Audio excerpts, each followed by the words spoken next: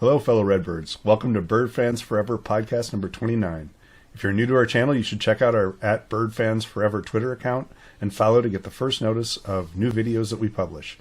You can follow along there also for other information and fun polls. Our website is www.birdfansforever.com, and on there you can find our links to all episodes of our podcast across many apps: Apple, Google, Spotify, and others, as well as a tab to access our videos on YouTube, where we're also called Bird Fans Forever. So dunk on the YouTube subscribe button and follow us on Twitter so you'll be the first to see new episodes and get other fun information from us. Our guest for today is Lou Stefanovic, who played for the Redbirds from 1981 to 1985. We'll be right back with Lou.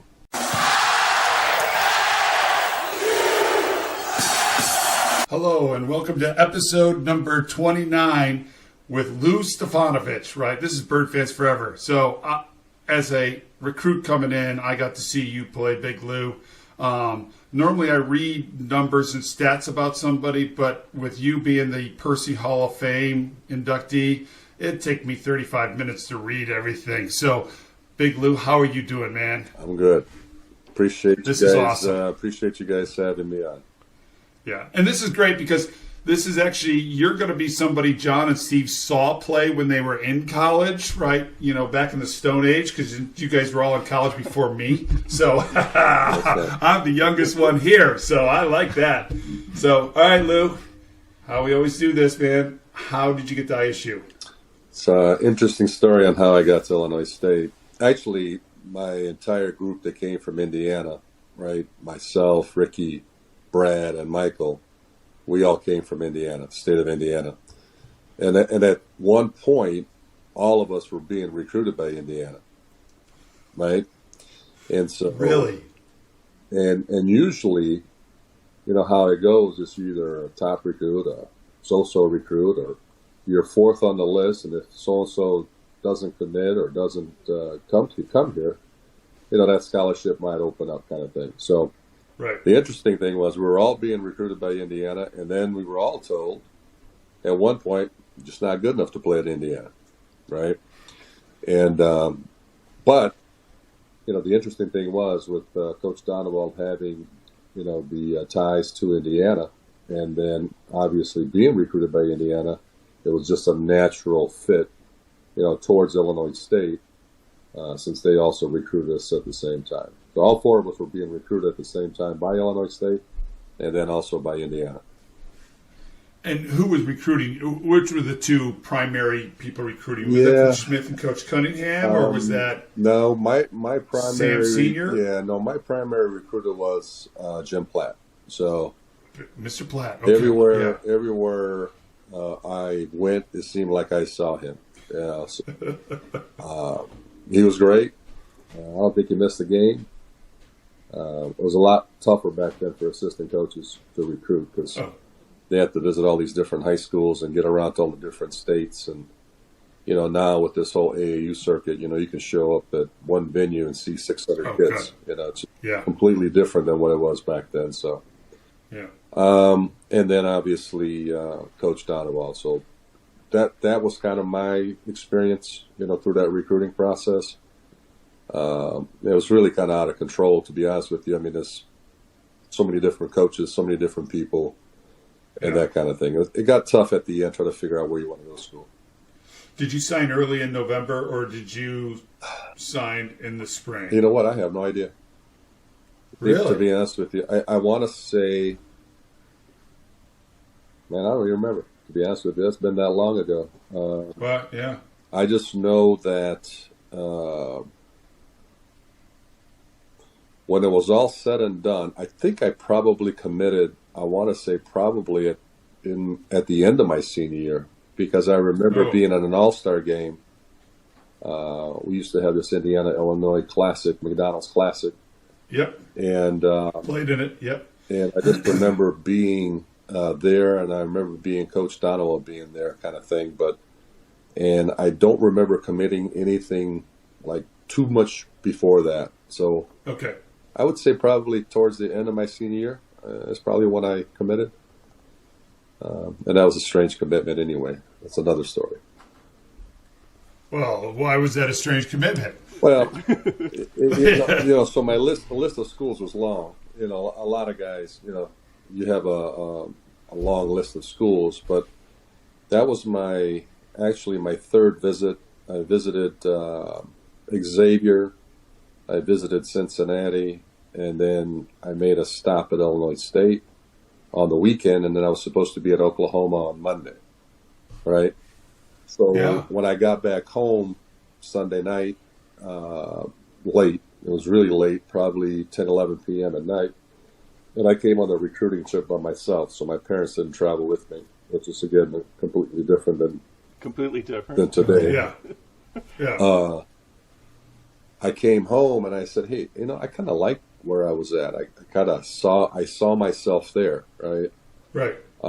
And players, it's just like anything else. Like, it's just like when you find somebody when you get married, like, when you know kind of thing. Yeah. It's kind of hard to explain how that all works. So I came home and I'm like, you know what?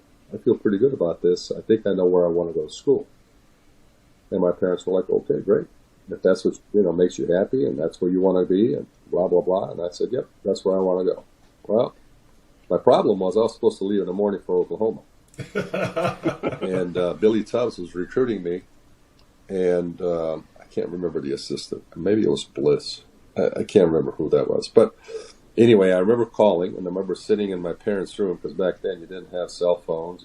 There's only two phones in the house, usually one upstairs and one downstairs. And so I'm upstairs, and I make the call, and it's got to be kind of like close to midnight now, right? I'm trying to build up enough courage to tell them that I'm not coming, and I'm not coming on the recruiting trip, and I've made my mind up and that kind of thing.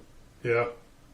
And so I get on the phone, I make the call, and he just goes absolutely apeshit off the other side. like, what do you mean you're not coming? Like, we've been recruiting, and I heard that we've been recruiting you for over a year. And it just went on and on and on and on. And I said, hey, listen, I made my mind up, and I said, I don't want to waste your time, and I appreciate you guys recruiting me. I said, but I just can't see myself coming there. He goes, but you haven't even been here. He goes, how could you know that? I says, because I know where I want to be, instead of coming there and then trying to waste your time and my own time and putting any kind of doubt in my mind. And I said, no, I don't want to do that. So, and that was it. That was kind of the last time we talked. And then, I made contact with the folks at Xavier and Cincinnati. Told them my decision. And Eastern Illinois had recruited me as well, and I told them the same thing. I'm trying to think of some other schools. And Lou, I'll tell you, that was the hardest thing for me as a 17-year-old kid, is the fact that now you're calling these schools, and these adults are like, how could you pick Illinois State over us? And our program's this, and our program's gold, and we're the gold standard in this conference, and we're this, and you're making a horrible mistake, and you hear it over and over again. How I'm glad players, I think, are a little more sheltered from that this day and age, because they're AAU coaches. Now, well, right? I'll be honest with you, and most of you guys, well, you just went through it. Is that how it went for your son? I totally forgot about that. Yeah, so most of you guys know, my son Sasha played at Purdue and just graduated last year. So I made him do the same thing. I made him call every coach, and I said, you can't take it the easy way out. You can't send a text out to the assistant that recruited you to tell the head coach. I said, can't do that. I said, so you're going to pick up the phone and call every one of the head coaches, and then you're going to call the assistant coaches and thank them for recruiting you, number one. Number two, just tell them you're not going to be there. You're not coming. Major minor. Right. But his was a little different than my recruitment, because his got a little strange too. But I had him do that as well. I said, because you owe that. You owe them a conversation at least, and it doesn't have to go any farther than that. But just have that conversation, because I'll teach you a lot about what you're going to have to do in life anyway. There's going to be a lot of unpleasant things you're going to wind up doing, so you might as well get used to it, right? The funny story about the recruitment from Oklahoma, do you guys remember who we played our last game against? Ooh, let me think. Oklahoma and Wayman Tisdale, yes. right? So the way the story ends is that I'm on the court, I'm warming up, and he's on the court. He comes out, and we see each other. He comes up, and he looked at me. I looked at him. He goes, one of us is going home today, right? I go, it's probably you. Right? And he goes, I figured you'd say that. Right? So, yeah, how ironic that the schools, the choices between my schools, I would have probably went to Oklahoma, if not Illinois State.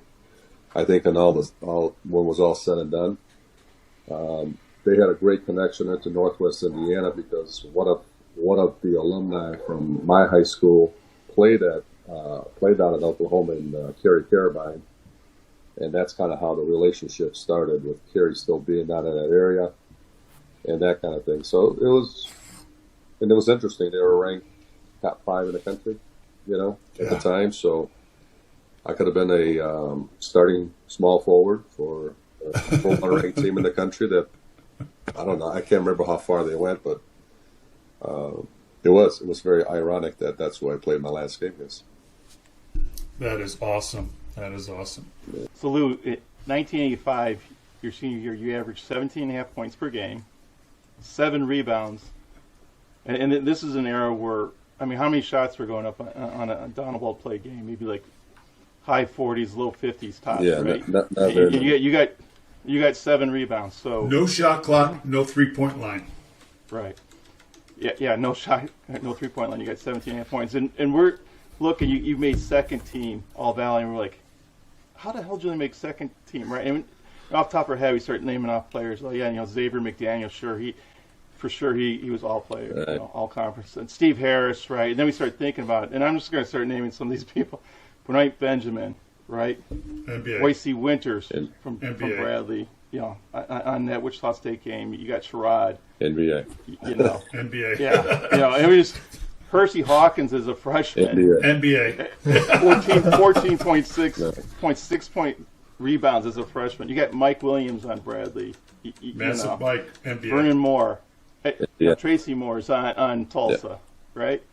So talk about 1985 and playing in the Valley. Yeah, interesting, right? So, and we were kind of talking a little bit offline. So here, I'll give you guys a real interesting fact. And so all the folks who are listening are going to dig it up. They're going to start Googling it or whatever other source of information you got. But 1985, more NBA, there was more draft picks coming out of the Missouri Valley than any other Power 5 conference in 1985. So when you ask the question, how do you get the only second team, right? And I want to say that was, back then we had, seven rounds. So you got to remember, seven draft rounds, but still we had more picks in the NBA draft in 1985 than any other conference. More than the ACC, Big Ten, SEC, whatever, right? So that just tells you the strength of the conference. And then we made it at large. So I think there was 4 teams out of the Valley, if I'm not mistaken. 3 or 4 teams every year that kind of went to the tournament. And again, that just shows you the strength of the conference, the schedule that we had. Nobody wanted to play us. We would have to kind of get into some tournaments, holiday tournaments, to actually play some folks. And most of the time, when we got in those tournaments, we either won it or got to the finals. So, but that's how you wind up being in the second team. Well, and you talk about the great players, but there was great coaches. Coaches, well. Yeah, I would say great coaches, but these are some big life personalities. These are some characters. Yeah. These are some characters in the Missouri Valley. I mean, when you go with Nolan Richardson, right? Bob Donewald. You're talking about Dick Versace. I mean, it's just. I mean, it was just absolutely insane. And so when you start combining all of the coaches and the players, the rivalries that you had in the Missouri Valley, it was great. Willis Reed over at Creighton, So, yep. I mean, you're talking some big names here. These are big names, and Missouri Valley had them all at one time at the same time. So, yeah. So who was And- the and- which? Go ahead, John. You go, Steve. Go ahead, John. And like you said, you guys pulled 3 NCAA tournaments in 4 years, right? And so, against teams. I mean, Xavier McDaniels averaged 14 flipping rebounds a game. Yeah, he was right? the leading scorer and leading rebounder in the country our senior year. So, listen, when you're playing against, so there was no night off in the Missouri Valley. You didn't have, no night off. There was no such thing like, this is going to be an easy game. It didn't really exist. We won some games probably on the road that we probably shouldn't have won. We probably lost some games at home that we probably shouldn't have lost, but it all balanced itself out. But again, I can just tell you this, my sophomore, junior, senior year, the competition in the Missouri Valley, and we joined the Missouri Valley my freshman year. So that's when we first joined the Valley. But I mean, the competition was just phenomenal, just great competition.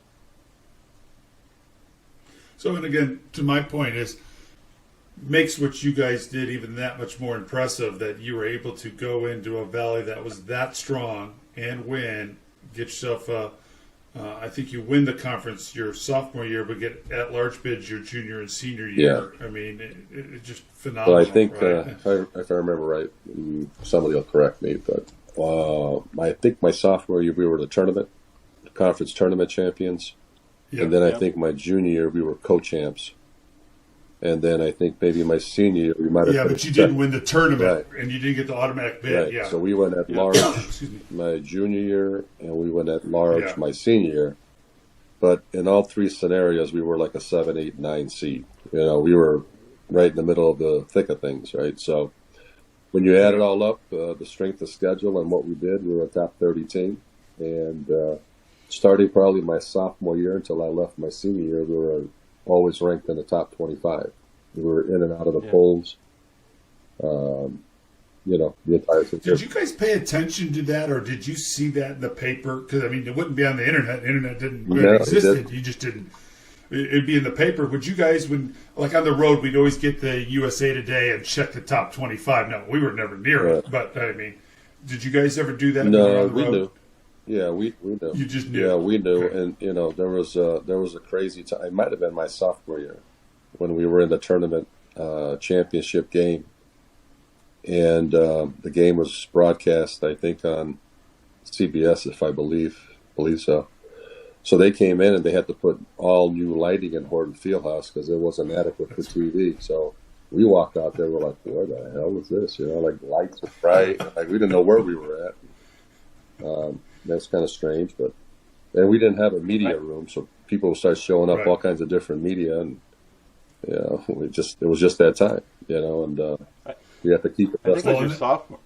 And that's how what's that now? The conference tournament was built that way, right? The top 4 teams, the bottom 4 went to those gyms, right? So you went on the road as the bottom 4, and then whoever won the games, the bottom 2 would then go to the top 2. Yeah. So, you only had a day off, and then you went to the next one. Yeah. So, something along those kind of lines. But we didn't have a central place where you were still rewarded for having a good season, which makes sense. Yeah. Your fan base is rewarded for being there, watching their team perform, and supporting their team. Right. Makes sense to me. And you know what? And if you're going to upset a team, you shouldn't be fair. You shouldn't be equal playing field, right? You got to earn it. Right. You got the whole regular season to do that, and if you didn't do that, why should you get an advantage in the tournament? So that's kind of how I think about things. But So this shows how strong the Valley was, and how much attention it was getting nationally. I think it was your sophomore year, when Sports Illustrated came in, and they did a whole. You're talking about my center cover, my centerfold. Wait! You don't have a picture of that, do you? Hell. Somewhere. If you do, you have to take a picture and send it to me. I gotta. Otherwise, I'll go see if I can dig it up. Blues centerfold in Sports Illustrated. But it's just not me. It's really me. Michael, I know. It's all of us, really. Yeah. It's a game shot against DePaul. I just think. Oh, wow. I just think I happen to. I say it's me, right? So Yeah, Michael will yeah, say yeah. it's him, Ricky will say it's him, and Brad will say it's him. So it's in the eye of the beholder on who claims the centerfold. But it is technically in the center of Sports Illustrated. If you open it up, we're on either side of it from 1984, I think. Yeah, it Somewhere around. yeah, it was your junior year. Yeah, I think it's but that's Yeah. that's how much the Valley was getting noticed back then. They did a whole article on it. Yeah, it was. It was crazy. It was crazy. Yeah, it was. We were, I think, at that point. I don't know. We won a lot at 17-2, 18-2, 19-3. I don't know, something like that. We only lost a couple of games, but we almost got up to the point where we won 20 games. And then the next thing you know, we had great regional coverage.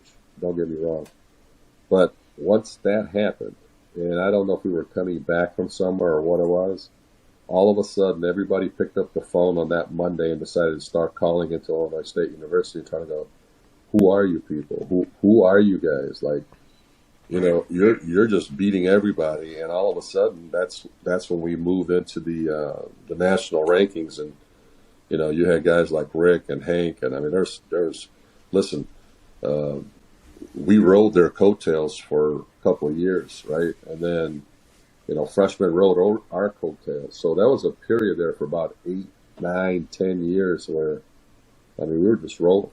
And, it was just one class after another class after another class after another class. So if you go look at that era, the 6 championship or the 6 NCAA tournament appearances are in a 10-year span, maybe 15-year span.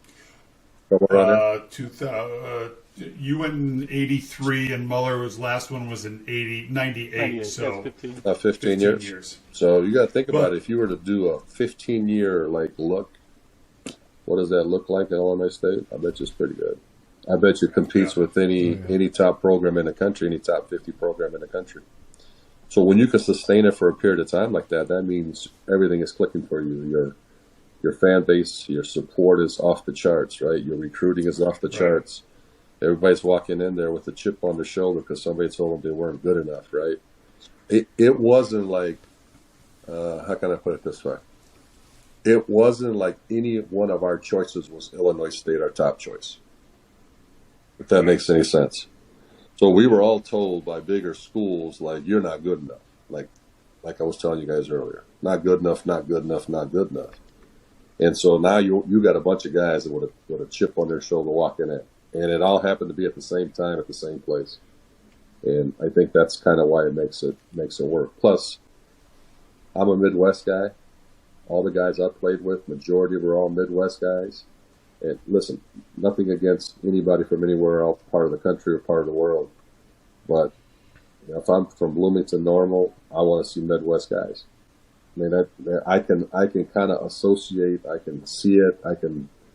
Right? We're a mid-sized school, and when you get guys who kind of represent you, yeah, it means a little bit more.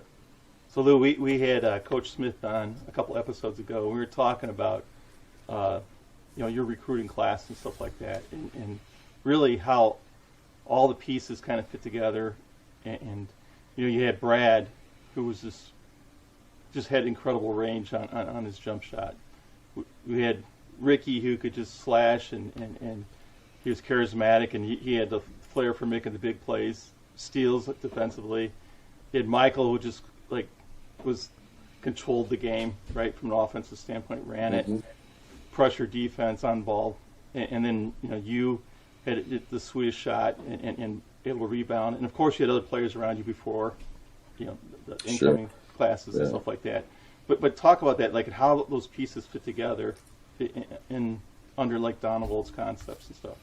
Yeah, so let me do it this way. I'll start talking a little bit about my teammates, right, my class, and I love them dearly. We stay in touch to this day. Actually, I saw Ricky,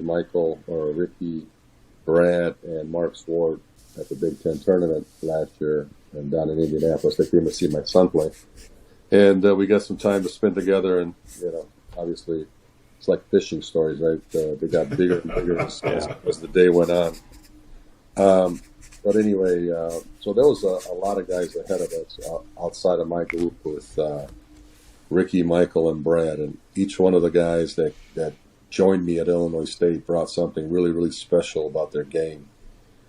But there was guys ahead of us, There was, heck, I saw Dale White at the when I first got there. Dale was the lone senior and at the Horton game. Yep. Right? We were all there. Sat next to me. Yep. And then, guys like Rick and Ray and Dwayne that were in that group, and then Mark and Hank, So there was a lot of guys, right, that just tough, knew how to play. And the most important thing for every one of those guys that just mentioned was just winning. Everybody knew how to win. Did whatever it took to win.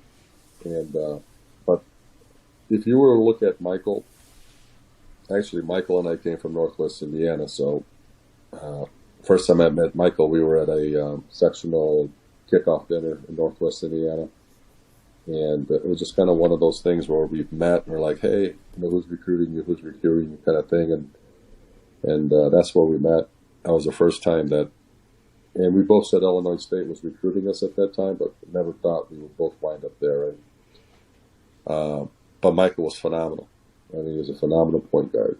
I mean, he probably averaged between maybe a point or two difference in his whole career every year. So accepting your role, doing what you got to do, and we were talking about it earlier, Mike would pick up people for full court, and there was no shot clock, right? So the way he played the game was he was in your face the entire game. I don't care who you were. I don't care what guard you were. And most of the point guards, right, that we considered top point guards came out of New York City. And the Missouri Valley had its fair share with people, like Moore that was at Creighton and some other guys, right? And we played against DePaul, and you had Strickland and a lot of those guys came out of New York as well. And Mike wouldn't back down from anybody. That was just the way he was wired. And he'd guard you like you wouldn't believe. And, again, interesting fact, right? On Mike, I don't think he ever missed a free throw in the last 2 minutes his entire career. I was just going to bring that up. Like, he may not be the top free throw percentage shooter, but if you were to take a split, right, the last 5 minutes, I wanted him at that free throw line. Yeah. I'm not saying that jokingly. I think he never missed a free throw in the last 2 minutes of the game. I don't ever recall it. I bet you it's got to be high. And the other part is we had Brad, who I think is either in the top 1 or 2 or 3 as far as shooting free throw percentage. Yeah. Right. I think he's way up there as well. So if you got your primary guys who handle the ball, shooting over 90%, don't miss shots, that's a good way to win, right? And like I said before, if there was a 3-point shot, I mean, hell, you probably needed to draw up a fourth line because Brad was shooting from deep. I mean, the range that Brad had was just unreal range. And it didn't matter if it was a 2-footer or 35-footer. At that time, they were still worth 2 points, right? Yeah. But that's where Brad shot it from. And, man, he was good at it. But could play the game also. Let me interrupt you for a second. The 9 shots we have on tape, 1 from the Ohio game and 2 from the Alabama game, every one of them are well behind the 3-point line. Yeah. So just in those shots alone that we have tape of, we don't have much tape. So if people have tape, love to get it to me. I'll get it up there. But yeah, of the tape we have, he did not take a single shot in those 2 games. So yeah, small, mean, but yeah. So keep going about Brad. No, so yeah, I mean, but then the other part is just like these guys are both Michael and Brad. I mean, these are gamers, man. These are just like ballers. Like basketball players know basketball players, right? Yeah. These are ballers, right? And Michael's a baller. Brad's a baller. I mean, Brad comes from the hotbed of Anderson, Indiana. So if you don't know where Anderson, Indiana's at, there's some players that came out of Anderson, Indiana, right? Both Michael and I came out of the region. There's some ballers up in that area. And then you have, Ricky, my dear friend Ricky, who, by the way, he doesn't get enough credit for being the guy he is, which he is really the conduit that keeps us all together. Yeah. He's the guy that for the last 40 years, right, has kept in contact with every single one of us in one way or another, just to make sure that we all stay together as a family. And Ricky, if you're listening, I appreciate it. I appreciate everything you do for all of us.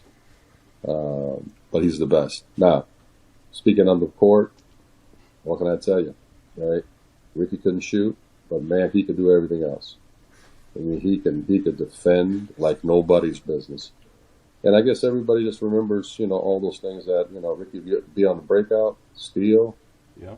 And man, he's up. Boom. He's up and running, right? And he's a high flyer. There's no doubt about it. Just a high flyer.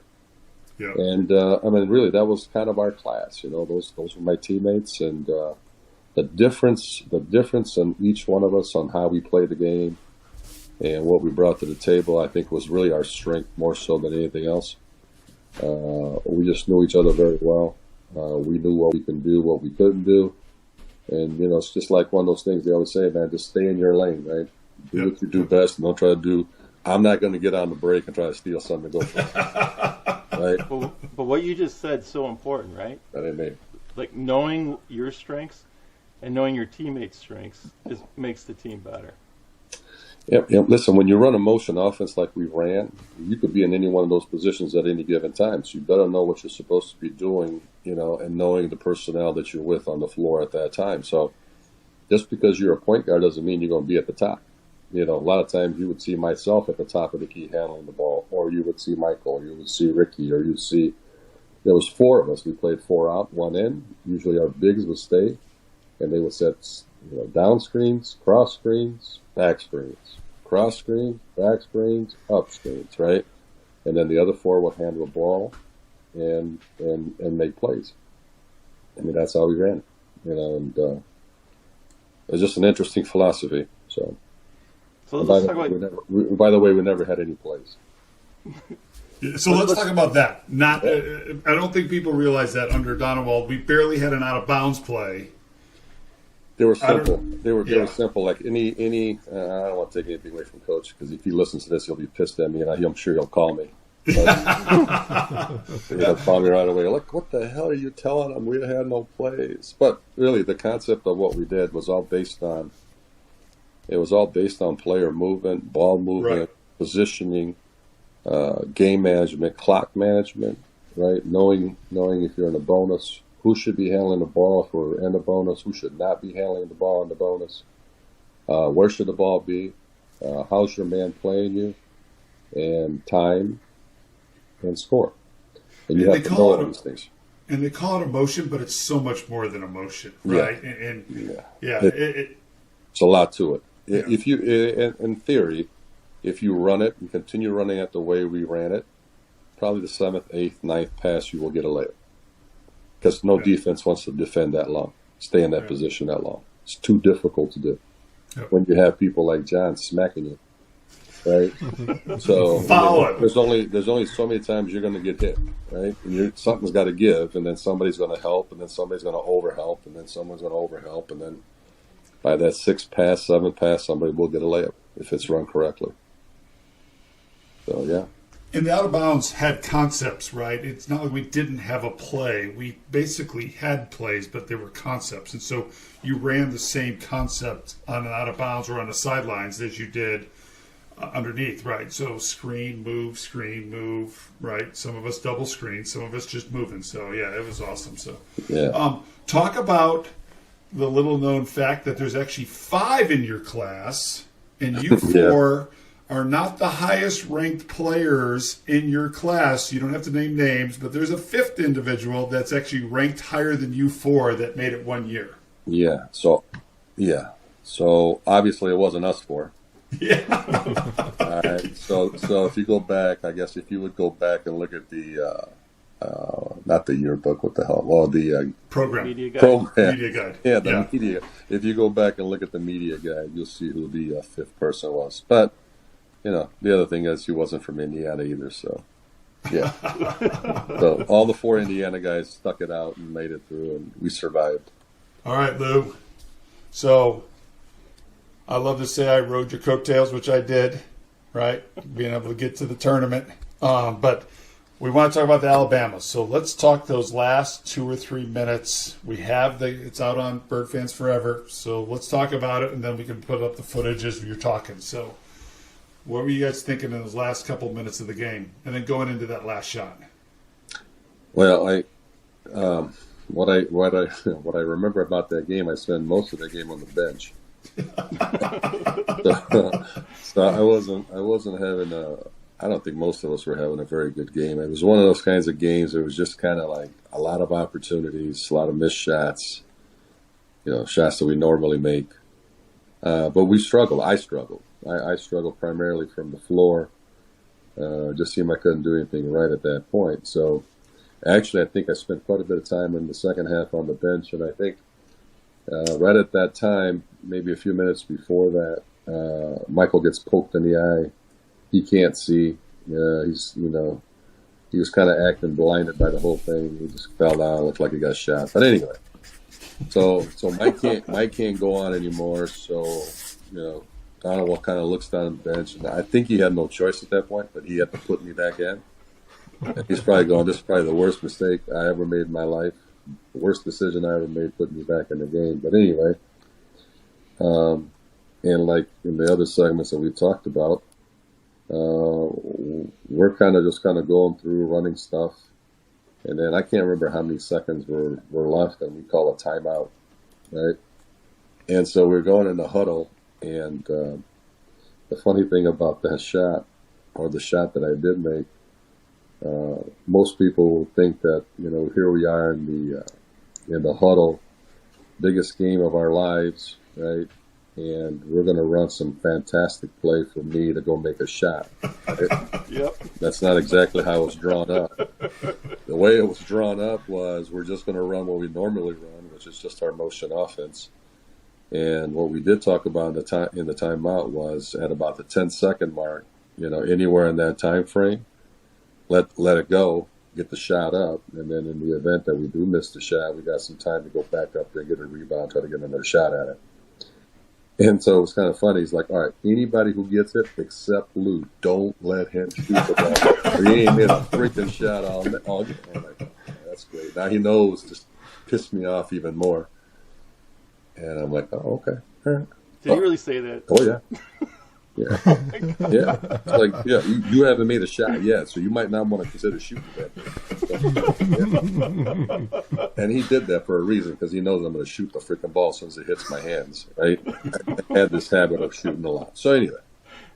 No, not you. Yeah, so yeah. So anyway, that's really the story, man. It just kind of went around, and we ran our offense, and I think we were down, I don't know, what'd you guys say, 8 seconds? 8 seconds. So, yeah. Got it, shot it. This one went in, and it was very significant. I didn't know the significance of that shot, to be honest with you. It wasn't like, I was sitting in the timeout going, if I make this shot, this would be the first time we ever win in the NCAA. No, you don't think about those kinds of things. Not until other people after the fact, hey, did you know? Okay, now I know, but no, we didn't know prior to that. No, that's it. That's the famous shot. So he got in the locker room and he said, "I knew you were going to shoot the ball," or what did he say after that? I don't remember. To be honest with you, I just remember having to go to some press conference, and I think that might have been the first press conference I ever attended. Because we had obviously reporters and so forth that would ask us a lot of questions, but I would think that would be the first time I ever went to a press conference where there was a table and microphones and the media sitting like that you see now today. You understand the significance when you wind up in a room and there's got to be 30, 40 people there asking questions. And again, that was like a blur. But I don't remember what he told me. He used to be, now that I look back on it, he was very comedic. He was very funny when he wanted to be. But I didn't think he was funny at all for my 4 years. I didn't find any fun in it. But now that I'm older, obviously he's older, and we spend a lot of time talking on the phone here and there and stay in touch with Coach. He is really a funny dude. I mean, he's really a funny dude. So I can't remember what he told me. I mean, 49 years ago or 30, whatever. Yeah. It's been a while. Coach would be all business, right? Game's over. The clock is ticking for the next game to start. You have 48 hours, right? Just like a Christmas tournament. You have 24 hours to get ready for the next game, and we are in preparation right away. There's no really waiting, right? Kind of like being in the Missouri Valley Conference tournament, right? Get your win. We're back in. We're back at it again, right? And so preparation. Okay. So you played in 5. That's 1. I don't know if we have video of the Ohio game. I don't know if we really want to talk about that one. Yeah, that one I didn't play. I don't think I played. You did play. I did play. We looked at it. You played. He only played 4 minutes. 4 minutes. That was the 4-minute game. I'm sorry. 4 minutes. Yeah, I was going to say, I don't know, but hey, I'll take it. Yeah. The only thing I'll say about like those 5 games, 4 of those games were close, right? Yeah. I mean, you mentioned the Oklahoma game, right? Mm-hmm. Wayman Tisdale. You only lost by 6. And they were the number 1 seed. Yeah, and you're playing. You guys were the 9 seed. You beat USC, who was the 8 seed, right? Yeah. And that in another close game, but you guys won by 3 points. Yeah. Okay. And then you go on and play Oklahoma. You lose by 6 to future NBA players. Play arguably the best offensive player that year. He only missed 1 shot. Yeah. So if he has a normal game, we win. Yeah. If he hits 25, we win. Yeah. The Ohio game comes down to crazy. We a have shot the that should tape have is been out reviewed. on. I don't know how that only fans. takes 2 seconds to Oh God, yeah. tap it back, bobble it, throw it up, and make that shot. Where's the video review when you need it? And then you had the game-winning shot against Alabama. So I mean, absolutely. You played in 5 incredibly close NCAA tournament games. Yeah. No, they were quite fun. I mean, exciting us out. And I do remember certain things about all the tournament games. It didn't matter where we were at. I mean, there was people in the stands in all of those. It was packed.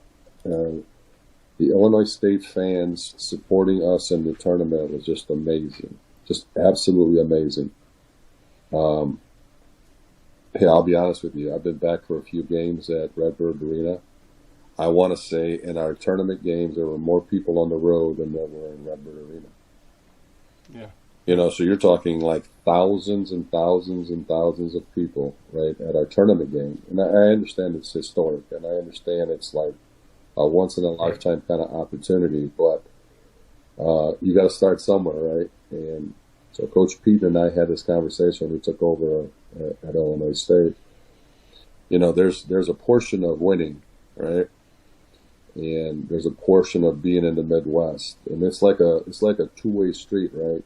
People will come out and support a good team, right? But also a good team needs good support from the community, because home court advantage, man, you want to help them, support them. And then you want them to get better, support them. And then in turn, that's worth 4 or 5 points every time you play at home with a packed arena. And I was the group, we were part of that group that built that Redbird Arena. And the reason was that Redbird Arena got built was because Horton Fieldhouse couldn't take it no more. I mean, it was at a point where, you're shooting a free throw looking at that north bleachers. I'm thinking, man, at some point this is going down. But it would sway, right? So when you pack up, 9,000 people in there, think about it. If you guys were at that game at Horton, that retro game, right? The game back at Horton, and they said they had 3,500 people. Well, how else are you going to get 6,000 people in there? Right. They all went up in that north bleacher, right? That's what we were trying to tell people that hadn't been there before that the bleachers just kept going and going and going. And if it's sold out, they just put another row back there. Yeah. And so I'll be honest with you guys. I never played a college game at Horton where it wasn't planned for its capacity. Yeah. And there were some games that they might have not brought the highest bleachers in or whatever, but whatever they brought in, it was standing room only. And again, it's a two-way street. That's what drew me to Illinois State, right, was the support that Illinois State had. Same here. And Absolutely. so,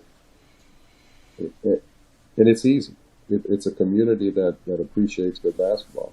and it's going to support great basketball, and just support them. You know, they'll get better. They'll start winning some games, and then I like to walk back into Redbird Arena and see every seat full. That's what I would too. Same For here. sure. Yeah, yeah. All right, Lou, this has been awesome. Thank you so much. So this is where we wrap up. Here's a chance to close. What are your thoughts? Anything you want to close with? Anybody you want to thank? Those kind of things. Yeah, I'm not much for closing, but You closed out some games. yeah, That's what's important. You know, I think if I look back, look, it's been a long time, but I think the biggest thing I can say about either myself or my teammates, and we just hated to lose, and it really bothered us. And when you play that way, you know, people appreciate, you know, the fact that people come and they want to win. So you represent the folks in the front of you, which says Illinois State on your jersey, and the people associate with that. And it doesn't matter what your name is on the back, because you do that for yourself and your family. But the big audience and the people that you do represent are all the people who've been to school there and are always going to have that allegiance to the school. And that's kind of how it works, right? It doesn't matter if you're at Illinois State or any other school or wherever it may be. And the reason I think a lot of people, when I get back down there, still to this day, right, people only associate themselves with winners. So when you win something, they remember it, and it means something. And so it's always, for me, it's always great to get back into the Bloomington Normal area, maybe at a game or anywhere else around town. It's not that I expect people to recognize me. I'm an old man now, but you know, at the end of the day, right? People go and they see, oh, you're 6'7", you know, you're tall. You must have played basketball, and then you're like telling them, like, oh yeah, I remember, or somebody. Right. Or somebody within a group of, you know, a circle will say, yeah, I remember him. So, anyway, let me close out this way. I'm going to show you this. You're going to give us a show and tell. Yeah, I want to show you this. And while you're doing that, because I swiped this, and I did. Wanted... So I didn't really swipe it. So this jersey right here, which was my home jersey when I was a lot skinnier, used to sit up in the pub. And that sat at the pub for, I can't even tell you how many years.